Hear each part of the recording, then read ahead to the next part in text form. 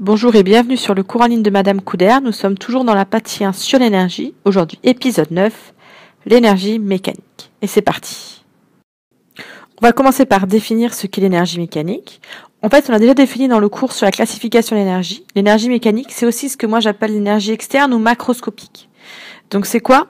Si je prends un système, voilà, ça va être l'ensemble de son énergie macroscopique ou externe. Donc ça va être son énergie cinétique au système. On ne s'intéresse pas à ce qu'il y a dedans, ce qu'on avait appelé l'énergie cinétique externe dans le chapitre sur l'énergie cinétique. Et c'est aussi l'énergie qui est liée aux interactions externes au système. D'accord? Interactions. Donc tout ça, c'est des interactions.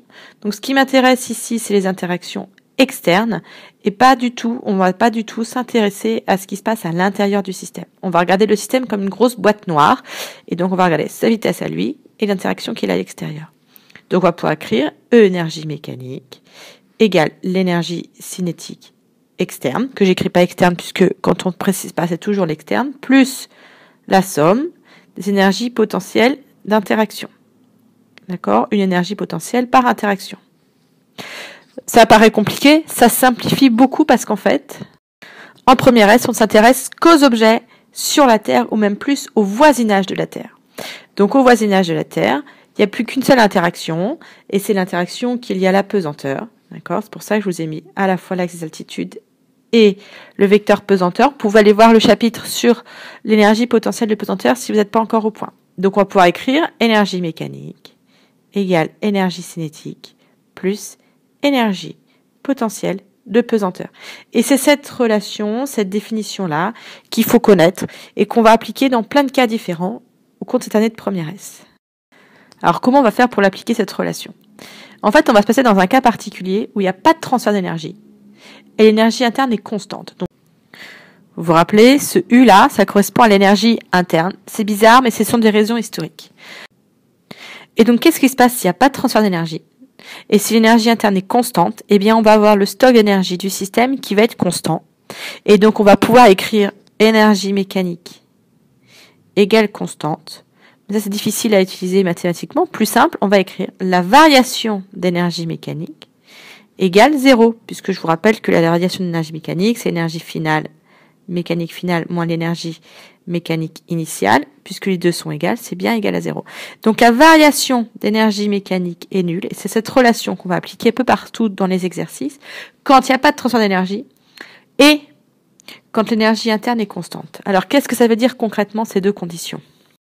On va commencer par l'énergie interne est constante. Donc, vous vous rappelez, l'énergie interne, c'est toute l'énergie qui est liée aux molécules du système, pour faire simple, donc l'énergie cinétique, et aussi leur énergie potentielle d'interaction. Ça veut dire concrètement que notre système, il n'y a pas ni de transformation chimique, ni de transformation nucléaire, ni de changement de température. Concrètement, ça veut dire que ça va être des objets simples, typiquement une balle de tennis, son énergie interne est constante. Il n'y a pas de réaction chimique dans une balle de tennis et elle ne change pas de température. Même chose pour une chaise. L'énergie interne est constante. Alors, il y a des cas où ça va être un peu plus complexe. Par exemple, un cycliste. Si je prends le système vélo plus cycliste, eh bien là, l'énergie interne va varier. Pourquoi? Parce qu'il y a des réactions chimiques qui se passent dans le cycliste, quand on respire, quand les muscles bougent. Donc, le cycliste, lui, ne va pas avoir une énergie interne constante. En revanche, le vélo, tout seul, sans le cycliste, lui, va être considéré comme un système où l'énergie interne est constante. Même problème pour la voiture. La voiture, il y a des réactions chimiques qui sont dedans, on brûle de l'essence. Donc la meilleure façon de définir un système où l'énergie interne est constante, c'est d'enlever l'essence. Donc en fait, on va prendre comme système la voiture moins l'essence. On va imaginer une frontière. Et notre système, ça va être la voiture, mais pas l'essence, puisque l'essence n'a pas une énergie interne constante. Et pour tous ces systèmes-là, en vert, l'énergie interne va être constante, donc on va pouvoir appliquer la relation delta EM égale 0, c'est-à-dire la conservation de l'énergie mécanique. Alors avant d'appliquer la conservation de l'énergie mécanique, il faut bien se rappeler, ça c'est la conservation de l'énergie mécanique, il faut bien vérifier qu'il n'y ait aussi pas de transfert d'énergie. Alors transfert d'énergie, c'est facile. Il faut qu'il n'y ait pas de travail mécanique, donc il ne faut pas qu'il y ait de force qui s'applique sur le système. Il ne faut pas qu'il y ait de transfert électrique. D'accord, ça c'est facile, il suffit que ce soit pas branché à rien. Il ne faut pas qu'il y ait de rayonnement, donc il ne faut pas que le système émette de la lumière. Ça paraît aussi assez simple à vérifier. Alors par contre, il ne faut pas qu'il y ait plus de transfert thermique. Et le transfert thermique, ça c'est plus difficile à voir. Et pour bien visualiser le transfert thermique, qui peut se passer dans plein d'écarts, on va prendre l'exemple de frein de vélo.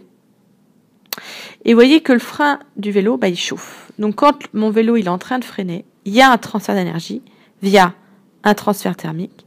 Et ce transfert, il est lié au frottement. Donc on va dire en première S qu'il n'y a pas de transfert d'énergie s'il n'y a pas de travail mécanique, de travail électrique et de rayonnement, et aussi s'il n'y a pas de frottement. Donc en fait, toute la partie difficile, entre guillemets, de l'exercice va être de voir si trouver un système pour lequel il n'y a pas de frottement. Je vous rassure, 90% du temps, des fois, l'exercice on négligera les frottements, donc là vous savez qu'il n'y a pas de transfert d'énergie. Je vous ai mis cette petite photo là, vous voyez, parce que en frottant un bout de bois contre un autre, donc en faisant des frottements, on voit bien qu'il a fait un transfert thermique, la température augmente et ça peut même prendre feu. C'est grâce à cette caractéristique des frottements qui est de faire un transfert thermique que l'homme a réussi à faire du feu. Un tout petit point en programme, en limite de programme pour ceux qui ont déjà vu les champs. On peut appliquer la relation delta M égale 0, si donc l'énergie mécanique est constante, mais si aussi le système est soumis uniquement à des forces qui découlent de champs. Donc pour ceux qui ont vu les vents, les champs font des forces conservatives. Et donc si on est soumis uniquement à ces forces-là ou des forces perpendiculaires au mouvement, alors on va pouvoir écrire delta M égale 0 pour ceux qui ont les champs. C'est exactement je vous le mets parce que c'est ce qui se fera post-bac pour ceux qui veulent faire de la physique après le bac. Alors concrètement, on va voir des exemples, des exercices classiques où l'énergie mécanique se conserve. Premier cas, le pendule sans frottement. Alors un pendule, c'est pas quelque chose qui donne l'heure en physique, c'est une masse avec un fil qui se balance. Donc par exemple, comme dans le professeur Tournesol, au laboratoire de physique, ça ressemble plus à ça. Vous l'avez fait normalement en seconde, un fil avec une masse qui se balance. Quand il y a marqué dans l'exercice ou en TP sans frottement, on sait qu'on va pouvoir écrire delta EM égale 0. Là, je vous ai mis un autre exemple de pendule. Deuxième cas, tous les mouvements sur support du moment où il n'y a pas de frottement. Alors, les professeurs de physique sont assez imaginatifs pour se débarrasser des frottements. On peut faire des skieurs. Il va y avoir beaucoup de skieurs, un peu dans tous les sens. On peut mettre les choses sur roulette. Voilà, un plan incliné sur roulette. On peut prendre du savon, là, voilà, une planche savonnée. Donc, tous les mouvements sur support, d'accord? Je vous ai mis les supports inclinés, mais ça peut être du support plat ou des supports qui montent, qui descendent. La phrase magique, c'est sans frottement. Et le dernier cas, ça va être la chute libre. Alors, attention avec le mot chute libre, parce que quand on parle de chute libre, on imagine ça. Et en fait, pour les physiciens, pas du tout. Pourquoi? Parce que la chute libre, c'est le mouvement d'un objet soumis uniquement à son poids. Il n'y a pas d'autre force qui s'exerce. Ça s'appelle la chute libre. Donc, à retenir la définition de la chute libre. Et vous voyez bien que là, le parachutiste, il est soumis à son poids, mais il est aussi soumis à une résistance de l'air. Comme il est soumis à une résistance de l'air, il n'est pas en chute libre. Alors, quels sont les exemples de chute libre qu'on va voir en première S? C'est le mouvement d'un objet soumis uniquement à son poids. On a tous les exercices avec le tube de Newton. C'est un tube dans lequel il y a du vide. Donc, comme il y a du vide, il n'y a pas d'air, il n'y a pas de résistance de l'air. On va aussi avoir toutes les chutes qui sont petites, d'un petit objet sur une petite distance. Vous voyez ici 20 cm, sur lequel, comme la vitesse n'est pas très grande, on va pouvoir négliger la résistance de l'air. D'accord? Donc, faites vraiment bien attention au mot chute libre. Il n'a pas la même signification dans le langage courant et en français scientifique. C'est tout pour aujourd'hui. Je vous remercie et je vous dis bientôt au prochain épisode.